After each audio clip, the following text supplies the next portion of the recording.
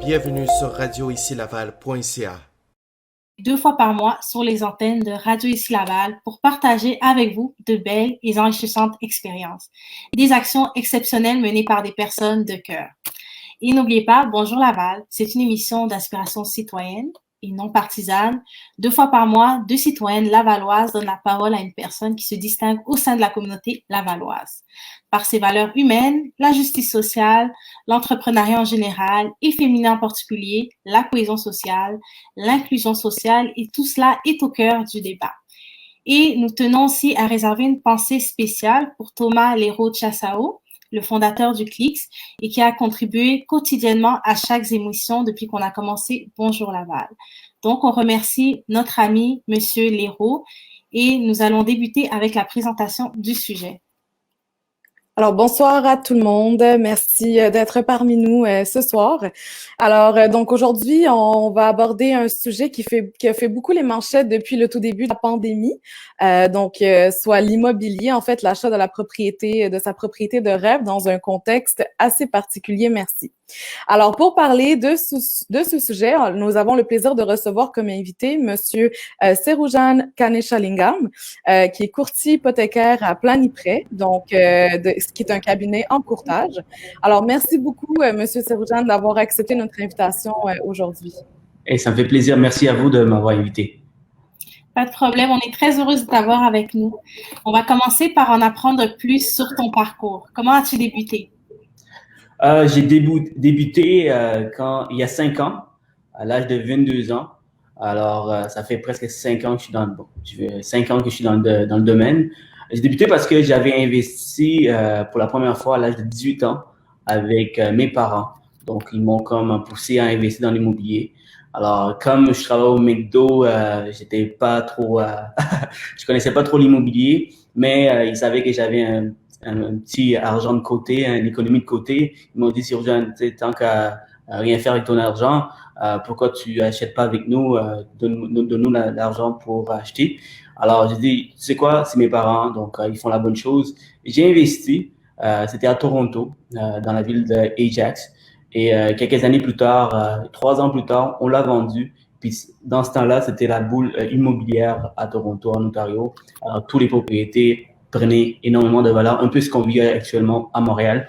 Alors, on a fait un gros profit et ça m'a comme donné le goût d'investir. Et je me suis posé la question, qu'est-ce que je peux faire pour apprendre le plus rapidement possible l'immobilier? Et la meilleure chose, c'est d'être dans l'immobilier, quoi. C'est d'être dans la profession, c'est de pratiquer le domaine de l'immobilier. J'ai regardé un peu autour, qu'est-ce qui peut être intéressant, qu'est-ce que je vais aimer. Comme j'étudie en finance à Concordia, j'ai toujours été dans les chiffres. Collège ANSEC en comptabilité, je me suis dit, j'ai fait une certaine recherche sur le courtage hypothécaire et j'ai appris que tu peux travailler un peu à travers le pays, tu peux être partout dans le monde et pratiquer ce métier parce que c'est un métier qui est beaucoup de bureaux, de téléphones et tout. Et j'ai appris aussi que tu peux travailler avec la majorité des banques. Donc, c'est un avantage pour les clients. C'est un service gratuit pour les clients. Je me suis dit, waouh, quel domaine, je vais me lancer. Coup de tête, je me lance. Je suis tombé en amour avec le métier. Et depuis ce temps-là, j'ai pas arrêté. Wow, c'est vraiment admirable. 18 ans, premier achat immobilier avec vos parents, certes, mais quand même, c'est vraiment admirable. On se demande en fait, c'est quoi le rôle d'un courtier hypothécaire? Qu'est-ce que ça fait? Puis quel est l'accompagnement que vous avez en fait avec vos clients? Très bonne question.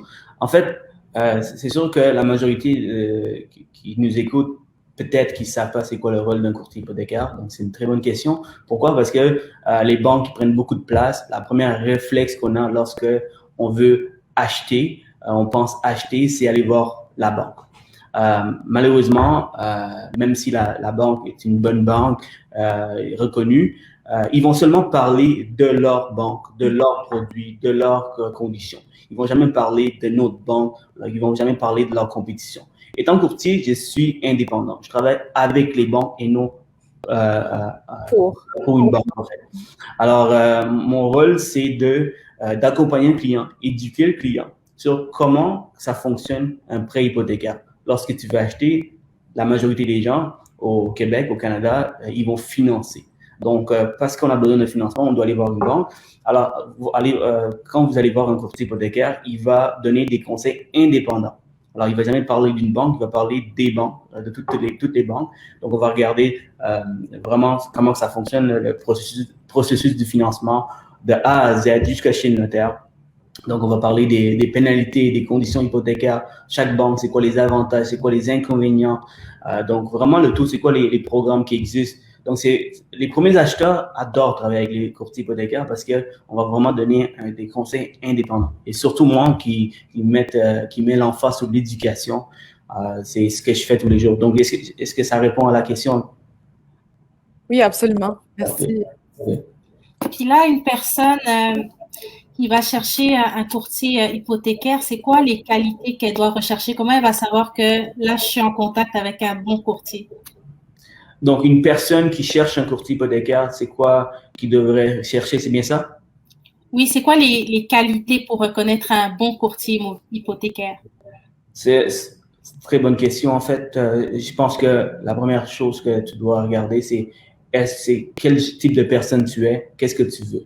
Si tu veux l'éducation, le courtier, c'est la meilleure personne à aller voir. L'achat d'une première maison ou d'un immeuble, c'est le plus gros investissement dans la vie d'une personne. C'est le plus gros investissement, c'est aussi la plus grande dette. Alors, il faut s'éduquer. Il ne faut pas se lancer, sauter dans l'eau tout cru. Il faut vraiment savoir ce qu'on fait. Alors, si ce courtier, il prend le temps de vous expliquer c'est quoi le processus, s'il a de l'expérience, il sait que il connaît la majorité des banques, il connaît les produits, il sait comment vous sauver de l'argent. C'est les choses que vous devez regarder. Donc, l'expérience, sa personnalité, sa façon de divulguer l'information, c'est des choses que moi, je regarderais avant de choisir un courtier. Puis à la fin, c'est un truc de cliquage. Alors, si ça clique avec lui, c'est sûr que ça va mieux aller. Mm-hmm. Et en fait, donc un courtier, c'est plutôt un guide dans ce qui est en fait la transaction la plus importante dans la vie des individus. Vous, d'après vous, en fait, de ce que vous voyez dans votre profession, est-ce qu'il y a beaucoup de compétition dans votre profession? Oui, absolument. Il y a beaucoup de compétition comme n'importe quoi.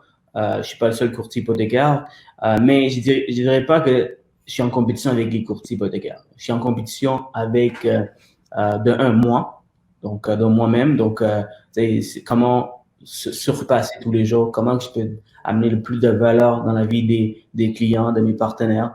Alors, tous les jours, je me bats contre moi pour me pousser. De deux, je suis en compétition avec mes propres partenaires qui sont les banques. Alors, les banques, c'est avec qui qu'on travaille, mais c'est eux aussi avec qui je suis en compétition parce que le client, il va directement voir sa banque lorsqu'il pense acheter, c'est sa première réflexe. J'avais avec telle banque, je vais aller voir telle banque. Je vais aller voir ma banque. Versus aller voir un courtier hypothécaire, c'est pas sa première réflexe. Donc, je mets beaucoup l'emphase sur l'éducation. Je mets beaucoup l'emphase sur les stratégies pour aller chercher le maximum de personnes pour que notre métier s'élève. Ça, je dirais que c'est ça. Donc, en fait, c'est les banques et moi-même. Oui, c'est ça. Avec toute cette compétition, comment tu fais pour trouver les clients?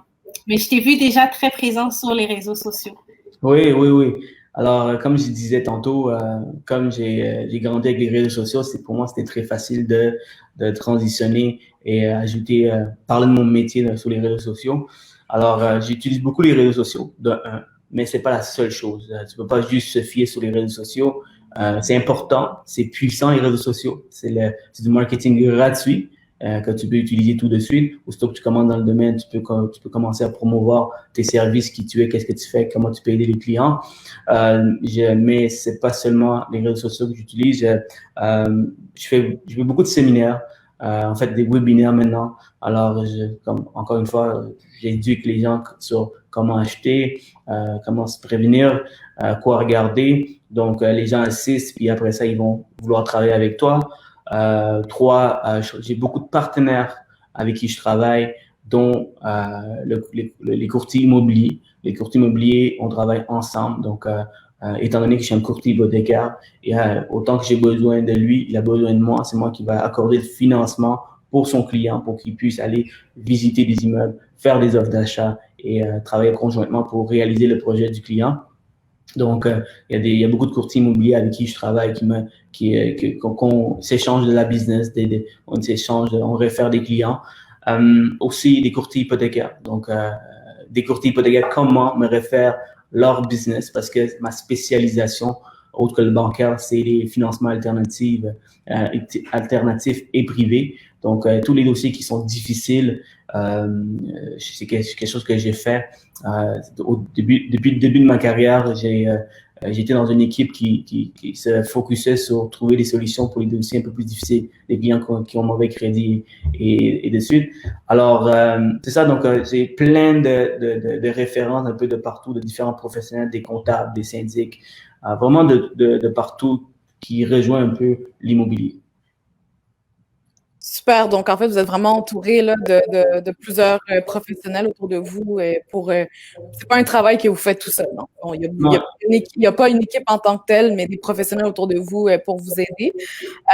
Avec tout ce bon monde-là, puis bon, peut-être mis à part la pandémie, parce que j'imagine que vous avez été assez occupé pendant la pandémie, est-ce qu'il y a des périodes pendant l'année où habituellement c'est moins occupé, il y a moins de clients, ou c'est vraiment tout le temps, où ça bouillonne tout le temps? C'est drôle parce que tout le monde pensait que pendant la pandémie, ça allait se calmer. Et vous avez vu le marché, on parlait partout dans les journaux, dans les médias, que l'immobilier montait en flèche. Les immeubles prenaient énormément de valeur. Donc, ça fait qu'on avait beaucoup de transactions dans les hypothèques. Les banques étaient débordées, les évaluateurs étaient débordés, il y avait beaucoup de délais. Il y a certaines fois, on avait des délais de 20-25 jours juste pour qu'ils touchent le dossier. Qu'est-ce que je veux dire par là? C'est que quand on soumet le dossier à une banque pour qu'ils analysent, la banque, habituellement, 24 à 48 heures, il nous dit, OK, on peut donner le financement ou non. Mais des fois, ça prenait 20 jours pour qu'ils touchent le dossier. Donc, après 20 jours, tu peux savoir s'il t'est refusé ou accepté. Alors, c'était fou comme ça. Donc, pendant la pandémie, on a vu beaucoup de trafic. Mais pour répondre à ta question qui est quand est-ce qu'on voit un ralentissement, honnêtement, ça ralentit seulement à la fin de l'année, comme pendant les temps des fêtes, les gens sont plus relax. Mais sinon, comme je fais du refinancement, du renouvellement, des achats, donc, tu sais, les gens ils commencent à chercher pour une propriété ou consulter un courtier hypothécaire au mois de septembre, octobre pour acheter en juillet. Donc, les refinancements, les gens qui veulent consolider leur dette, ça se passe n'importe quand. Donc, pour répondre à ta question, c'est vraiment pendant les temps des fêtes que je peux me calmer, je peux me relaxer. Là. Que tu peux débrancher un peu. Là, débrancher, exact. Mais j'adore ce que je fais, donc je n'ai pas besoin. Mais c'est sûr que prendre des vacances ici et là, ça aide. Ça aide, oui, surtout le temps des fêtes. Oui, c'est sûr que faire des hypothèques à Noël, là. Ben oui, c'est ça. Tout à l'heure, tu as dit la perspective de comment la pandémie t'a impacté dans ta profession, mais comment ça a impacté, par exemple, ta clientèle? Comment le portrait de l'immobilier a changé à cause de la pandémie? Honnêtement, pour moi, c'était assez facile de m'adapter. Alors, ça fait seulement 5 ans que je suis dans le domaine, ça fait pas 20 ans. Donc, moi, j'ai appris dès le début à être un courtier hybride. Oui, un courtier 2.0 hybride. Donc, ça veut dire quoi? Ça veut dire que genre, je suis à l'aise à rencontrer les clients à mon bureau. J'ai un super bon bureau. Bon café. Sinon, ça peut être fait à distance, à travers le téléphone, le courriel, par Zoom. Alors, comme je le faisais déjà, quand la pandémie s'est présentée, l'immobilier n'a pas arrêté. Donc, je me suis facilement adapté à la place de rencontrer les clients certaines fois au bureau, mais je le faisais tout à travers le téléphone, à travers le Zoom, le Google Meet. Donc, c'était assez simple pour moi, mais il y a certaines personnes qui ont trouvé ça un peu plus difficile. Je comprends, quelqu'un qui fait ça depuis 20 ans, il est habitué de rencontrer tous ses clients en personne à son bureau. Et là, le faire à travers la caméra, c'est sûr que c'est pas évident. Mm-hmm. En fait, la question qui est sur toutes les lèvres en ce moment, et surtout les personnes qui suivent en fait tout ce qui est en lien avec l'immobilier, en ce moment, est-ce que c'est le bon moment pour les acheteurs ou les vendeurs? Euh, donc, le bon moment. Ok, vous voulez que je sois sincère? Oui. Oui, allez-y, Ok, parfait. Si je suis sincère, le bon moment, c'est pour les vendeurs, quoi. C'est pour les vendeurs, absolument, 100%, c'est pour les vendeurs. Les vendeurs, présentement, ils peuvent tellement faire de l'argent. Quelqu'un qui a acheté il y a 5 ans à 300 000, ils peuvent facilement vendre à 400 000, 450 000 des fois, là, c'est tellement fou en ce moment. Donc, imaginez acheter à 300 000, ton hypothèque, 5 ans plus tard, est à 250 000 et tu le vends à 400 000, tu viens de faire 150 000 dans tes poches. Alors, c'est vraiment un avantage pour les vendeurs. C'est sûr que quelqu'un qui vend doit acheter, donc c'est comme un couteau à double tranchant. Alors, ça veut dire que le client qui vend, qui a fait un gros profit, doit peut-être acheter à un prix plus élevé à cause du marché. Alors, c'est là qu'on doit faire attention. Mhm. Donc, en fait, acheter dépendamment de ses moyens aussi, et on ne veut pas non plus perdre ce qu'on vient de gagner comme Oui, en c'est ça. vente. Parce que souvent, là, présentement, les gens, ils achètent, ils vont mettre 50, 100 000 de plus pour acheter. Mais c'est bien, c'est de l'immobilier, ça va toujours prendre la valeur. Toujours, il va toujours avoir un petit creux, il y a toujours une petite récession ici et là. Mais l'immobilier, tout le monde a besoin, on a tous besoin d'un toit pour vivre. Alors, surtout si tu achètes un immeuble à revenu, il y aura toujours une demande. Dans une bonne localisation, il y aura toujours une demande. Sauf que si tu l'achètes trop cher et tu avais l'intention d'investir, de gagner sur l'appréciation. Donc, tu achètes à 300 000, toi, ton but, c'est dans 10 ans, revendre à 500 000. Mais si tu l'as déjà payé cher, tu l'as payé peut-être à la place d'acheter à 400 000, tu l'as payé acheté à 450 000. OK, 50 000 de plus. Combien de temps ça va prendre pour récupérer l'argent que tu as mis de plus? Ça va peut-être prendre 5 ans avant de récupérer ton 450 000. Ça veut dire que pour que l'immeuble augmente en valeur à 450 000, vraiment, parce que présentement, tout est fictif, tout est à cause du surchauffement. Donc, ça va peut-être prendre, dans une économie stable, l'appréciation est autour de 3 à 5 Présentement, on voit des appréciations de 15 dans une année. Alors, si ça prend 5 ans pour récupérer ton argent, mais c'est que tu viens de ralentir l'appréciation, en fait, le profit que tu aurais pu faire parce que tu l'as payé trop cher. Ouais, c'est ça qu'il faut être bien informé et avoir un courtier hypothécaire pour nous accompagner. Et au niveau de ta clientèle, c'est quoi le profil type que tu as souvent? Est-ce que c'est plus des jeunes familles, des entrepreneurs, des premiers acheteurs? Honnêtement, j'ai de tout. Hein. J'ai vraiment de tout parce que mes partenaires qui sont dans la vingtaine, qui sont jusqu'à 50, soixantaine, parce que je travaille beaucoup avec beaucoup de professionnels à travers la province. J'ai des partenaires à Saguenay, comme j'ai des partenaires à Gatineau. Alors, non seulement je couvre toute la province, mais aussi les clients que j'ai, c'est de tout âge. Mais je dirais que si quelqu'un qui veut acheter, comme je suis dans la vingtaine, fin vingtaine, il y a plus de monde qui vont venir, qui ont le même âge que moi, quoi. C'est ça. Donc, en fait, ces personnes-là sont plus sécurisées, en fait, étant donné que dans la même tranche d'âge, vous avez peut-être les mêmes goûts, le même mode de vie un peu, c'est ça? Yes, ouais, effectivement. Donc, quelqu'un qui veut acheter sa première propriété, il me trouve sur les réseaux, comme Dalia, elle m'a trouvé. C'est sûr que c'est comme lui, s'il fait affaire avec moi, c'est parce qu'il y a plein de choses qui rejoignent. Alors, donc, souvent, c'est des gens qui ont le même tranche d'âge que moi. Fin vingtaine, début trentaine, jusqu'à quarantaine. Je vais vous parler un peu des gens un peu plus vieux qui vont faire affaire avec moi par référence, parce qu'ils ont des dossiers un peu plus difficiles, ils doivent consolider leurs dettes, des choses comme ça. Mais aussi, j'imagine que tu travailles un peu plus avec les personnes issues de la diversité. Comme tu dis que on s'associe à toi des fois par l'âge, mais des fois comme tu es issu de la diversité, est-ce que tu ressens aussi cette différence-là?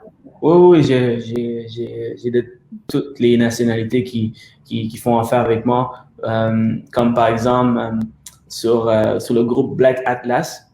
Ouais. Chaque fois que je fais un post, ils vont m'approuver. Pourtant, je suis pas noir, hein, je suis d'origine sri-lankaise. C'est une communauté noire qui est là, ils sont autour de 40 000. Mais chaque fois que je mets un post, je fais une vidéo éducative, ils vont approuver la vidéo. Donc, je me sens des fois chanceux dans la communauté noire. Donc, pour vrai, j'ai de toutes les origines. J'ai des Africains, des Haïtiens. Et j'ai grandi à Laval, j'ai grandi à Montréal, plus jeune. Donc, je m'entends avec tout le monde. J'ai des amis québécois, comme j'ai des amis arabes, noirs, haïtiens, africains, toutes les origines. Donc, Ben oui, je suis un mélange de tout aussi. Oui, les affinités se développent plus facilement, là, puisqu'il y a plus de contact. En fait, on retourne donc à nos questions. Donc, là, on a vu que vous avez répondu à une question que c'est un marché de vendeurs. Mais là, si une personne veut vendre, est-ce qu'il est conseillé qu'une personne commence d'abord par acheter sa propriété avant de vendre la sienne? C'est quoi l'ordre des choses là, avec toute cette surchauffe-là? Je dirais que la première chose que tu dois faire si tu as l'intention de vendre, parce que tu vois que le marché est chaud, tu peux faire un profit, ton courtier immobilier te dit, écoute, si tu le vends, tu vas quand même avoir un bon profit dans tes poches. La première chose que tu dois faire si tu as l'intention d'acheter, c'est de consulter un courtier hypothécaire pour s'assurer que tu qualifies. J'ai des situations où les clients, sur un coup de tête, ils se font vendre des rêves, ils s'imaginent des choses, ils vont vendre.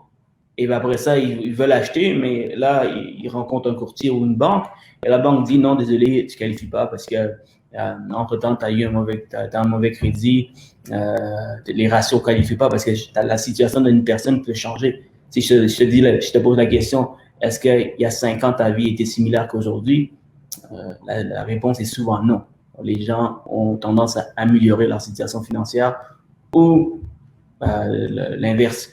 Alors, donc, quelqu'un qui a acheté il y a 10 ans, pensant qu'il qualifie, peut-être pas. Alors, la première chose que tu devrais faire en tout le temps, c'est de me consulter, bien sûr, c'est pour voir si tu qualifies. Si tu qualifies, est-ce que si tu vends, est-ce que tu auras, même si tu as 150 000 de mise de fonds, est-ce que tu peux acheter? C'est parce que tu as une mise de fonds que tu qualifies. Parce que, je ne sais pas si c'est l'une de vos questions, c'est pour qualifier un client, mais il y a les 4 facteurs qui sont aussi importants sur un que l'autre. Alors, il y a les revenus, ok? Il faut avoir une stabilité de revenus, donc il faut avoir des revenus stables, un poste permanent, il faut des heures garanties. 2, il faut avoir un bon crédit. 3, il faut avoir des ratios d'endettement bas. Donc, si tu es un peu endetté partout, tu as des cartes de crédit, marge de crédit plafonnés, évidemment, ça va t'affecter. Et 4, il faut avoir une mise de fonds. Mais si tu as juste la mise de fonds, mais les 3 autres choses, c'est pas assez clair, c'est sûr que tu vas te refuser. Alors, c'est tout ça à regarder. Donc, la première chose à faire, consulter un courtier hypothécaire pour voir si je vends et j'achète, est-ce que j'y qualifie? Si oui, go for it. Achète. Vends puis achète. Et puis, quand tu achètes, ben, il faut faire attention au prix que tu achètes. Est-ce que tu as d'autres conseils pour les personnes pour qu'elles puissent être qualifiées pour une hypothèque? Par exemple, une personne très endettée ou qui n'a pas encore de revenus stables, comment elle peut faire? Bonne question. Comme j'ai dit au départ, l'investissement immobilier, c'est un super véhicule pour s'enrichir, pour prendre ta retraite plus rapidement ou une bonne retraite. Ça peut être un patrimoine, tu peux déléguer ça à tes enfants. L'immobilier, c'est quelque chose qui est sûr comme investissement si on compare avec les autres types d'investissements. Par contre, c'est aussi la plus grande dette parce que tu ne l'achètes pas cash, tu vas le financer. Donc, c'est pas une dette comme une carte de crédit de 5 000 ou une marge de crédit de 10 000, 15 000. Tu t'endettes de 300 400 000. Alors, si tu t'endettes de 300 400 000, tu veux t'assurer que tu as les moyens de payer. Alors, si tu n'as pas les moyens de payer, ne te lance pas d'un coup comme ça, parce qu'après ça, c'est bien beau avoir un immeuble, mais si tu n'es pas capable de payer, tu as des défauts de paiement, tu vas te barrer des banques pour plusieurs années.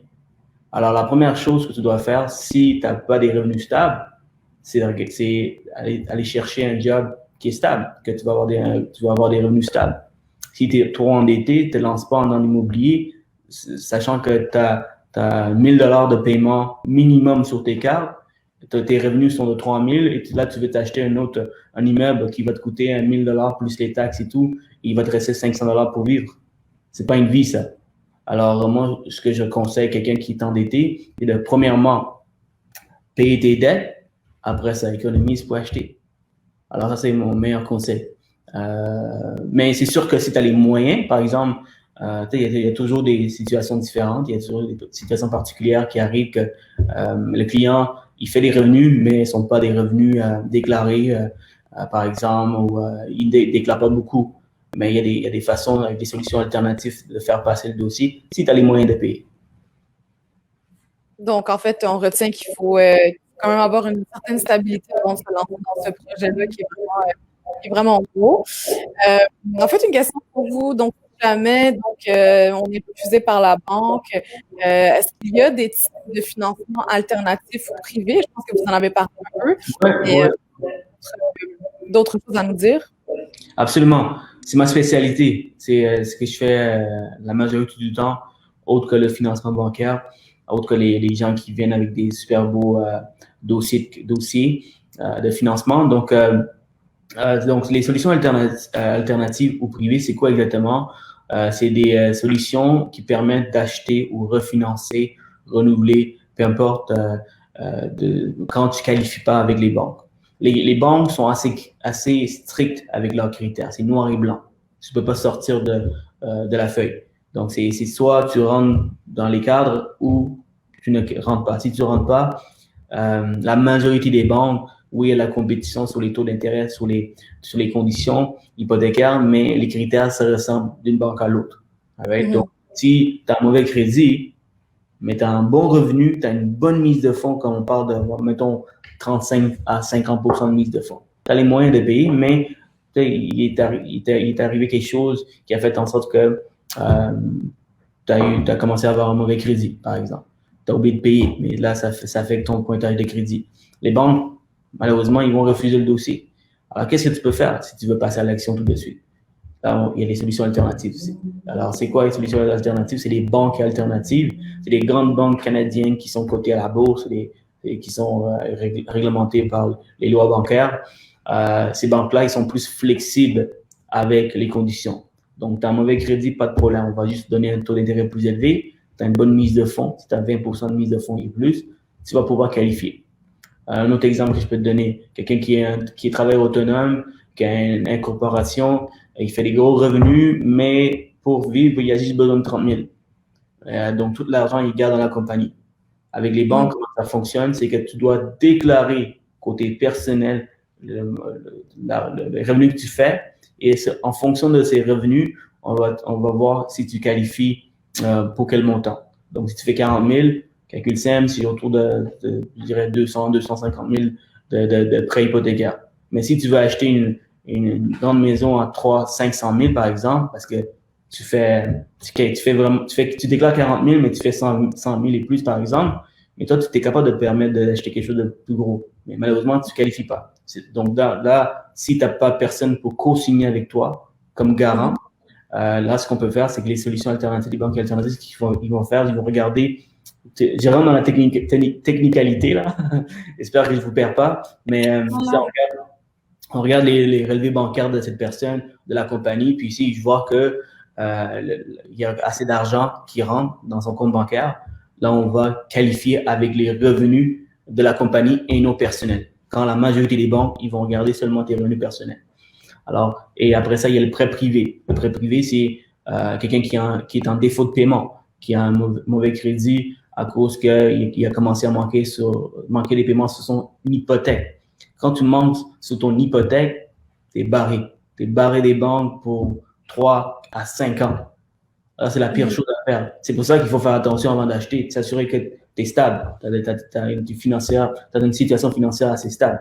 Alors, si tu commences à avoir des retards hypothécaires, les banques, ils vont vouloir récupérer la maison. Donc, ils vont t'envoyer un avis en disant que, regarde, tu dois nous rembourser, sinon, on va commencer les procédures. Alors, un prêteur privé peut sauver la maison en finançant pour une courte période de temps, le temps que le client peut restructurer, rétablir sa situation pour retourner vers les banques. Un exemple de quelqu'un qui est en défaut de paiement, c'est quelqu'un qui a perdu son emploi. Pour perdre son emploi, et là, il n'arrive plus à payer son hypothèque. Et que souvent, les gens qui n'arrivent plus à payer sur leur hypothèque, c'est les gens qui sont un peu endettés partout. C'est la dernière chose qu'ils vont manquer, mais quand ils manquent, tout est plafonné. Toutes les cartes de crédit sont maxées. Toutes les marges de crédit sont maxées. Alors, qu'est-ce que tu peux faire? Toutes les banques vont te refuser parce que c'est public. On voit dans ton bureau de crédit que tu as des retards hypothécaires. Tu as des retards partout. Les banques vont te refuser. Là, les solutions alternatives, ils vont refuser aussi parce qu'ils sont plus flexibles que les banques, mais ils ne sont pas aussi flexibles qu'un prêteur privé. Le prêteur privé, lui, va dire, OK, tant et si longtemps que tu as les moyens de payer. Si tu n'as pas les moyens de payer, par exemple, la situation où le client a perdu sa job, s'il y a de l'équité dans la maison vaut, mettons, 500 000, mais tu as seulement 200 000 d'hypothèque. Donc, tu as 300 000 d'équité sur la maison. Si tu le vends demain, tu vas faire 300 000 dans tes poches. Mais toi, tu ne veux absolument pas le vendre. Tu veux le garder, ta famille, ils sont autour, dans le même quartier, tes enfants vont à l'école à côté, c'est au plein milieu scolaire, et là, tu veux absolument pas vendre ta propriété. Tu sais au fond de toi que tu vas trouver un autre boulot. Mais les banques ne sont pas prêtes pour attendre. Alors là, si tu fais rien, ce qui va arriver, c'est que tu vas tout perdre. Tu vas perdre 300 000 d'équité sur la maison. Alors, tu vas avoir un prêteur privé par l'entremise d'un courtier hypothécaire. Donc, il faut faire attention avec qui on travaille avec les prêteurs privés. Je vais vous expliquer un peu tantôt, mais c'est ça. Donc, on trouve un prêteur privé qui va charger un peu plus cher, un taux d'intérêt plus élevé, il va charger des frais de dossier. Mais si je te dis, ça va te coûter peut-être 30 000 pour faire cette transaction ou perdre 300 000, la réponse est facile. La réponse est facile, c'est tu vas aller vers le prêteur privé. Et le prêteur privé, souvent, une des questions qu'on me pose, c'est « Attends, Sir-Jeanne, mais si le client n'est pas capable de payer ses dettes, son hypothèque, un taux d'intérêt plus élevé, comment il va le faire? » C'est simple, parce que le prêteur privé va consolider toutes ses dettes, il va tout payer. OK, mettons qu'il a 50 000 de dettes, il va tout payer avec le financement. Et de plus, il va même t'accorder un an un an libre de paiement. Ça veut dire que si tu as de l'équité, on va juste ajouter, parce que comment ça fonctionne, c'est que c'est des intérêts seulement avec les prêteurs privés. Donc, si tu dois, par exemple, 1 000 $ par mois, mais ces 1 000 $, c'est soit tu le payes par mois ou soit tu le payes à la fin. Alors, nous, ce qu'on va faire, c'est qu'on va ajouter ces 1 000 $, 12 000 $ à la fin du prêt. Donc, lorsque tu vas rétablir ta situation, là, tu vas nous rembourser en retournant vers les banques. Donc, le client, il sauve sa propriété, il sauve son équité. Ses enfants peuvent aller à l'école à côté, continuer à l'école, donc besoin de déménager. Et 3, ils peuvent, c'est quoi le troisième? C'est ça, donc il n'y a aucun paiement à faire, donc il peut respirer, il n'a aucune dette. Et là, il peut tranquillement chercher un boulot. Donc, c'est vraiment, là, j'ai remarqué, c'est vraiment du cas par cas. À chaque dossier, c'est comme que tu as, c'est différent. Chaque personne est différente. Excuse-moi, chaque personne est différente, chaque dossier est différent. Donc, aller voir un courtier hypothécaire comme moi, c'est une hypothèque sur mesure. Donc, pour ta situation, on va te donner une hypothèque. Et si tu ne qualifies pas, on va te donner, moi personnellement, je prends toujours 5 à 10 minutes pour conseiller le client. Les plus belles histoires, c'est souvent comme le client qui ne qualifie pas aujourd'hui, tu donnes des conseils, puis quelques mois plus tard, on réussit à finaliser la transaction, le client réussit à acheter. J'ai déjà eu une cliente qui pleurait dans mon bureau. Elle me disait « Sir-Jeanne, merci beaucoup ». Et ça, c'est la meilleure, il y a une gratitude derrière ça, là. C'est plus que n'importe quoi. Mission accomplie. Et là, si par exemple une personne, elle a tous les critères, elle a un bon crédit, revenu stable, pas de dette, par exemple, c'est quoi les défis qu'elle peut avoir quand elle essaye de trouver, d'acheter la maison de ses rêves? Le défi en ce moment, c'est il n'y a pas beaucoup de maisons. C'est ça le défi que je vois ici. Il n'y a pas beaucoup de maisons, les maisons sont trop chères, donc ils qualifient pour 300 000, mais 300 000, elle trouve rien du tout. Ou ils trouvent rien du tout. Alors là, c'est est-ce qu'on veut aller vers les condos? On veut pas, ici les maisons sont trop chères. Souvent, présentement, le marché, le surchauffement, c'est sur les maisons unifamiliales et les duplex, par exemple, les immeubles à revenus. Mais les condos, il y en a tellement que les condos ne sont pas affectés par les hausses de prix, en général. Alors, quelqu'un qui veut acheter une maison, mais il doit peut-être aller vers les condos. Mais si elle était contre, il était contre les condominiums, à partager un immeuble avec plusieurs autres individus, mais c'est ça, c'est une réflexion à avoir, c'est voir les pour et les contre. Super. Est-ce que tu aurais un mot de la fin pour nous? Un mot de la fin. Donc, si vous voulez acheter, préparez-vous, éduquez-vous et consultez un professionnel qui va prendre le temps de vous aider. C'est le plus gros investissement dans la vie d'une personne, donc et il faut faire les bonnes choses. Alors, consultez un courtier hypothécaire. Est-ce que tu dirais que la patience est une vertu en ce contexte-là? Oui, absolument, absolument. Parce que, tu vois, c'est un métier qui est extrêmement demandant. On a plusieurs clients.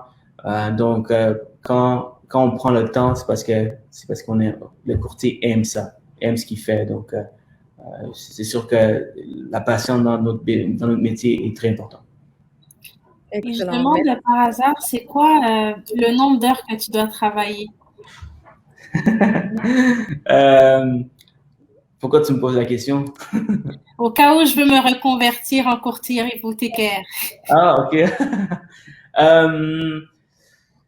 C'est sûr qu'au début, c'est comme n'importe quel business. Tu te lances dans une carrière où tu es travailleur autonome, tu bâtis ta clientèle. Alors, là, au début, tu dois mettre des heures. Souvent, les gens qui se lancent dans le métier, ils se disent, ah, mais ça me permet de choisir mon temps, hein, travailler de partout. La réalité, c'est que si tu ne mets pas assez le temps, ça va être très difficile pour toi. Donc, au début, c'est des 40, c'est pas 40 heures, excuse-moi, c'est des 50, 60 heures. Mais tu calcules pas. Moi, je calcule pas parce que j'adore ça, j'adore ce que je fais. Et quand tu aimes ce que tu fais, le temps passe tellement vite, tu as toujours des idées, tu as toujours des choses que tu veux faire, donc ça passe vite. Donc, pour répondre à ta question, facilement plus que 40 heures, plus que 40 heures. OK. Super, merci beaucoup, Siroujane. Donc, chères auditrices et chers auditeurs, donc c'est déjà la fin de cette émission numéro 8 de l'émission Bonjour Laval, qui, je vous rappelle, est une émission d'inspiration citoyenne et non partisane qui a lieu 2 fois par mois, donc les jeudis à partir de 20h sur les ondes de Radio Ici Laval. Alors, merci beaucoup pour votre fidélité et merci pour notre invité aujourd'hui pour cette mine d'or d'informations et d'avoir répondu à toutes nos questions. Alors, on espère, Daïla et moi, et Siroujane, bien sûr, que vous avez bénéficié de cette émission ce soir. Et avec toute l'expertise de Siroujane, j'aimerais l'inviter à pouvoir partager son contact pour les futurs clients. Yes. Donc, vous pouvez me trouver sur Facebook par mon nom, Siroujane Kenshilingam. Double commission. Pas double commission, là, excusez-moi, je recommence. Double rabais sous le taux. Lorsque vous allez me contacter, vous dites bien mon nom. Vous avez juste une chance. Alors, moi, j'applique pour le... Sarah, toi, ça compte pas, parce que toi, tu l'as eu... t'étais une exception. Mais la majorité des gens, ils veulent même pas oser dire mon nom de famille. Alors, vous pouvez me trouver sur Facebook, sur Instagram. Je donne beaucoup d'informations gratuites, beaucoup de vidéos éducatives. Je suis même sur TikTok maintenant, donc je fais des petites danses. Alors, pour attirer les jeunes, éduquer les jeunes. Alors, je suis un peu partout, donc suivez-moi si vous êtes intéressé. Mon numéro de téléphone, vous pouvez le partager, sinon c'est 514-701-6171. Tu peux aussi, en fait, le laisser en commentaire en dessous Ouais, OK. je pense que ça va être plus facile pour nos auditeurs de voir ça. Oui, parfait. Je vais aussi, en fait, profiter de saluer, en fait, notre super agence de communication, donc l'agence de communication à l'agence civile, donc Civile Communication qui est le partenaire de Clic Laval. Donc, merci encore une fois de votre aide. On va remercier aussi le Clic Laval et Radio ici Laval.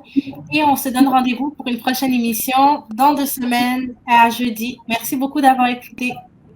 Bonne soirée. Salut, guys. Bonne soirée, bye bye. Bye.